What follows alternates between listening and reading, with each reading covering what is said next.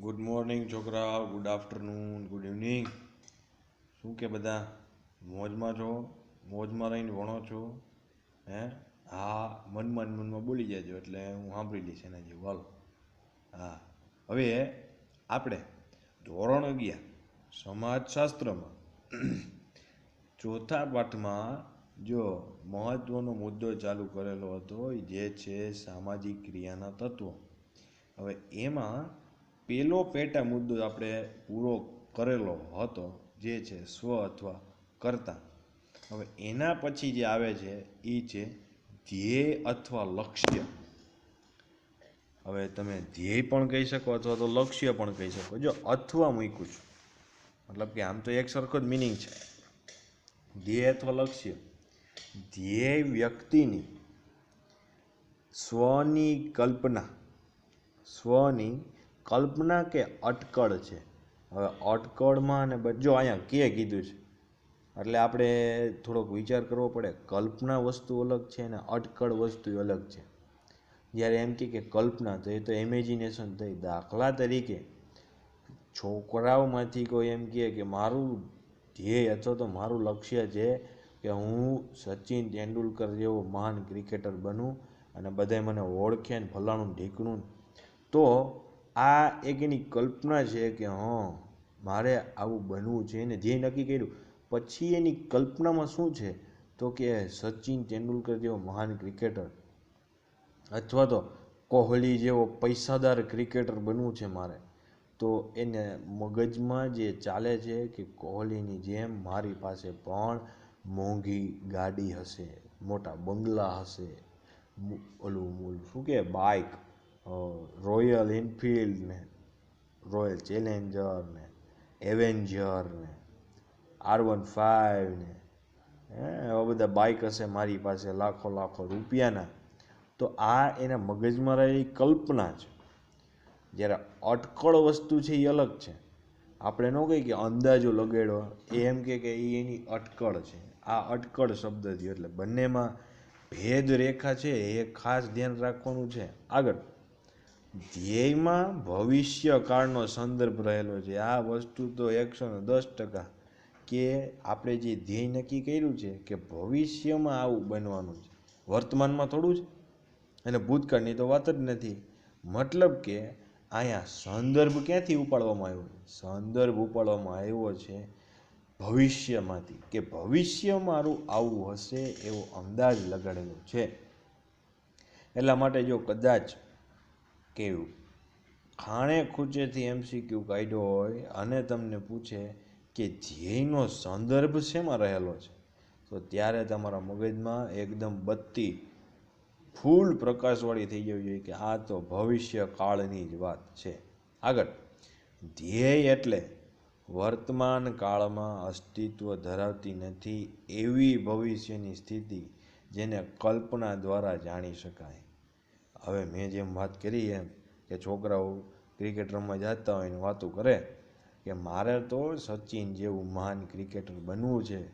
તો અહીંયા વાત છે કે ભવિષ્યમાં એ આવી સ્થિતિમાં હશે. અત્યારે તો ભાઈ તમારા ભેગું શેરીમાં રમે છે, ચડી પહેરીને ધોકો લઈને રમવા આવે છે, એની પાસે પૂરતા સાધનેય નથી ક્રિકેટના, પણ આ એની એક કલ્પના છે કે ભવિષ્યમાં આવી સ્થિતિ ઉપર હશે. વર્તમાન કાળમાં તો એવું કંઈ છે જ નહીં અસ્તિત્વ, બરાબર. તો ભવિષ્યની સ્થિતિ છે જેને કલ્પના દ્વારા જાણી શકે. એટલે મતલબ કે હું જો આખું વર્ણન કરું કે ભવિષ્યમાં હું આમ હોઈશ ને ઓલું હોઈશ ને આવું હોઈશ, તમારી પાસે કલ્પના રજૂ કરું, તમારા મગજમાં ચિત્ર આવે છે, તો એ કલ્પના દ્વારા તમે બસ જાણી શકો કે મારું લક્ષ્ય કંઈક આવું છે.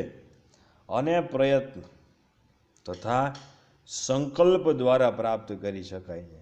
થોડો આમ મોટિવેટેડ ટોપિક લાગે તમને, કે પ્રયત્ન તથા સંકલ્પ એટલે બે વસ્તુની જરૂર છે. અથવા નથી કીધું, તથા કીધું, સંયોજક છે અને જેવું કામ કરે છે કે તમારે બેયની જરૂર છે, ખાલી એકથી કામ ચાલે નહીં. પ્રયત્ન તથા સંકલ્પ દ્વારા પ્રાપ્ત કરી શકાય. અત્યારે હું એવું નક્કી કરું કે મારે ઓલા મિલ્ખા સિંહ જેવું દોડવીર બનવું છે, તો તો પ્રયત્ન કેવો જોઈએ ને સંકલ્પ કેવો જોઈએ એ તમે એકવાર ફિલ્મ જુઓ તો ખબર પડે. હા, આગળ દરેક સામાજિક ક્રિયા ધ્યેયલક્ષી હોય છે. મતલબ કે હવે જેટલી સામાજિક ક્રિયાઓની આપણે ચર્ચા કરી અથવા તો સામાજિક ક્રિયાની સમજૂતી મેળવી કઈ કઈ રીતે આપણે સામાજિક ક્રિયાને ઓળખી શકીએ. કારણ કે કોઈ પણ કામ છે એ સામાજિક ક્રિયા ગણાવી શકતા હોય તો એ દરેકનું એક હેતુ છે, એક ધ્યેય છે. આગળ વ્યક્તિના વર્તનના અર્થઘટનમાં ધ્યેયનું તત્વ મહત્વનું છે. હવે એક વસ્તુ બહુ ધ્યાનમાં રાખવાની કે જ્યારે વ્યક્તિ પોતાના પેશનને લઈને એકદમ પોઝિટિવ હોય ત્યારે કોઈ પણ વર્તનનું અર્થઘટન છે એ એના ધ્યેયલક્ષી લઈ જાય. ધ્યેયલક્ષી. દાખલા તરીકે સચિનની જ વાત કરતા હતા ને એને જો આગળ વધારું તો જ્યારે તમે આઉટ બહુ ખરાબ રીતે થાવ છો ત્યારે તમે એનું અર્થઘટન શું કરશો કે હું રન આઉટ થયો. હવે જે પ્લેયર સારામાં સારું રમતો હોય, સારામાં સારી ઇનિંગ ચાલતી હોય અને એ 100 રન સુધી સદી કરવા સુધી પહોંચી ગયો હોય, એની સેન્ચુરી થવાની હોય, એવા સમય જો એ બોલ્ડ થાય કે કેચ આઉટ થાય બીજા નંબરની વાત છે, બટ જો એ રન આઉટ થાય તો બહુ ખરાબ વાત કહેવાય. એવા સમયે જો એ રન આઉટ થયો છે તો એનું અર્થઘટન એ શું કરશે, એને તો ધ્યેય છે કે એને બહુ સારું ક્રિકેટર થવું છે, તો એના વર્તનમાં એનું અર્થઘટન દેખાશે, એનું ધ્યેયનું તત્વ દેખાશે.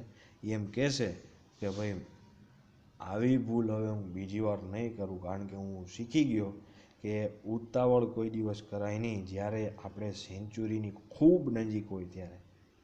આ એનું અર્થઘટન જુઓ. What attitude. આગળ કર્તાના સમાજના મૂલ્યો અને ધોરણો તેની ધ્યેયની પસંદગીને અસર કરતા છે. આ ખાસ જોવાનું છે. હા, જે કોઈ પણ કરતા હોય એને સમાજ દ્વારા કેવા મૂલ્યો એની અંદર નાખવામાં આવ્યા, કેવા સામાજિક ધોરણો એની માટે બાંધી દેવામાં આવ્યા છે, એ એની ધ્યેયની પસંદગીને બહુ અસર કરશે.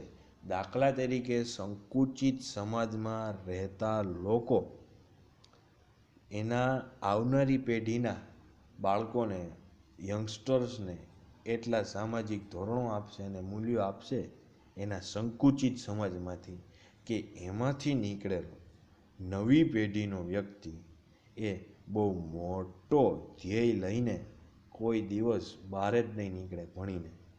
દાખલા તરીકે આપ્યું છે કે જૈન કે બ્રાહ્મણ યુવક કતલખાનામાં નોકરી કરશે નહીં. બહુ દેખીતી વસ્તુ છે. જો જૈનની વાત, બ્રાહ્મણમાં તો હજી આપણને જોવા મળે કે એ અમુક એવી ફિલ્ડમાં વયા ગયા હોય કે આપણને આશ્ચર્ય થાય કે લે આ બ્રાહ્મણ જ હશે. પણ સૌથી વધારે આ બંનેની સરખામણી જોઈએ તો, બાકી બ્રાહ્મણમાં પણ એવું જ છે, પણ જો આ બંનેની સરખામણીમાં જોઈએ તો જૈન છે એ 2 સ્ટેપ વધારે આગળ આવે કે એમાં તો એક પગે ભૂલથી કચડાયેલા કીડી મકોડાને પણ મરી ગયેલા હોય તો એનું પ્રાયશ્ચિત કરવામાં આવે છે, જેને લોકો પર્યુષણ કહે છે, અને એ દિવસે માફી માગે કે નાનામાં નાના જીવની એના દ્વારા હત્યા થઈ છે, ભૂલથી પણ થઈ હોય. વિચારો તો હવે કતલખાનામાં તો ક્યાંથી જાય, તો હવે એના સમાજ દ્વારા એને જે મૂલ્યો શીખવવામાં આવ્યા છે એ પ્રમાણે એના ધ્યેય નક્કી થાય. આગળ તો આના ઉપર ઘણી આપણે ચર્ચા કરી શકીએ, કારણ કે જો એક સમાજ લઈએ તો એ પ્રમાણે એના આવનારી પેઢીના વ્યક્તિઓના, યંગસ્ટર્સના હેતુઓ અથવા તો ધ્યેય આપણે અટકળ લગાવી શકીએ કે એના ધ્યેય આવા હોઈ શકે. દાખલા તરીકે આપણે જોઈએ કે જો શીખ સમુદાયમાંથી જે વ્યક્તિ આવે તો એ તો લડાયક કોમ કહેવાય. એના માટે આ એક ઓળખવાળો શબ્દ છે, લડાયક કોમ. તો એના ધ્યેયમાં શું હોય તો કે દેશને આગળ લઈ જતું, દેશને વિકસિત કરતું કોઈ પણ થતું હોય એમાં એ લોકોને જવું છે, અથવા તો ખાસ કરીને રક્ષણ કરતું દેશનું. અને તમે આટલામાં સમજી ગયા છો હું શેની વાત કરું છું, જે છે આર્મી. આર્મીમાં સૌથી વધારે આપણને શીખની સંખ્યા જોવા મળે. તો જેવા સમુદાયમાંથી આવે છે, જેવા મૂલ્યો શીખવાડે છે, એ એના ધ્યેયમાં નક્કી જોવા મળે છે. આગળ, ધ્યેય માનવ વિચાર, વ્યવહાર અને વર્તનને સતત અસર કરે છે. આ વસ્તુ જોવાની છે. જો એનું ધ્યેય નક્કી હશે ને તો એ માણસનો વિચાર, એનો વ્યવહાર અને એનું વર્તન, અન્ય વ્યક્તિ સાથેનું વર્તન કેવું છે અને વ્યવહાર કેવો છે, બંને ઉપર એની અસર જોવા મળે. ધ્યેય પામવા માટે વ્યક્તિ સતત પ્રયત્નશીલ રહે છે. અહીંયા હું એક વસ્તુ ખાસ નોંધવા માટે કહીશ કે જો વ્યક્તિનો ધ્યેય નક્કી હોય ને તો પ્રયત્નશીલ, બાકી આ પ્રયત્નશીલવાળી વસ્તુ જ ના આવે.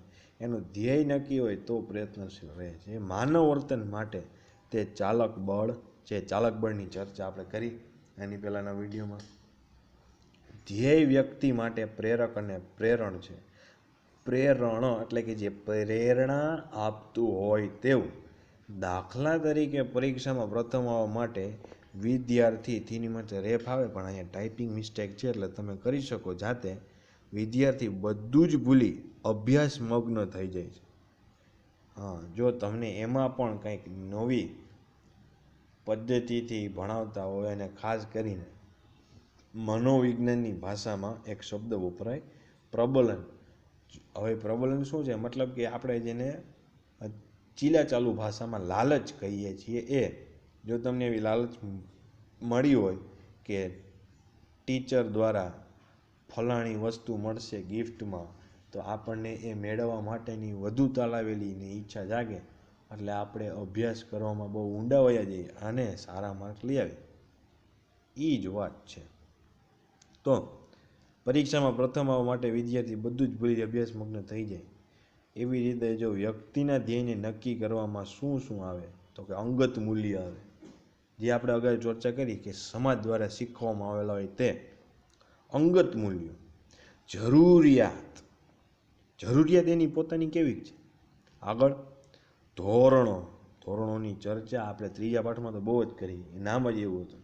અને સામાજિક સાંસ્કૃતિક મૂલ્યો મહત્ત્વના ભાગ ભજવે છે. દાખલા તરીકે મને એવું કહે કે તમારે કતલખાનામાં, જે આગળ ચર્ચા આવી કે કતલખાનામાં નોકરી કરવાની છે, તો હું કોઈ દિવસ ન કરું. શા માટે? તો કે હિન્દુ સંસ્કૃતિમાં પ્રાણી માત્રની હત્યા એ કોઈ દિવસ સ્વીકાર્ય છે નહીં. તો આ મારું સાંસ્કૃતિક મૂલ્ય થયું. પડે છે ખબર? અહીંયા કોઈ મારી પાસે એ વસ્તુ લઈને ન આવતા કે બલિ ચડાવવાનું ના તે, એ અલગ વિષય થઈ જશે અત્યારે. તો સામાજિક અને સાંસ્કૃતિક મૂલ્ય મહત્ત્વનો ભાગ ભજવે છે. આ વસ્તુ બરાબર સમજી લેવાની છે. અને એક આ ઉદાહરણ આપ્યું એના ઉપરથી તમને આઈડિયા પણ આવ્યો હશે. તો હવે આ બીજો મુદ્દો, પેટા મુદ્દો જે છે સામાજિક ક્રિયાના તત્વોનો, એ પૂરો થાય છે. લેસનમાં 2 વાર લખવાનો છે અને એવી જ રીતે સાથોસાથ પાકો કરી લેવાનો છે. એ માટે ઓલ ધ બેસ્ટ.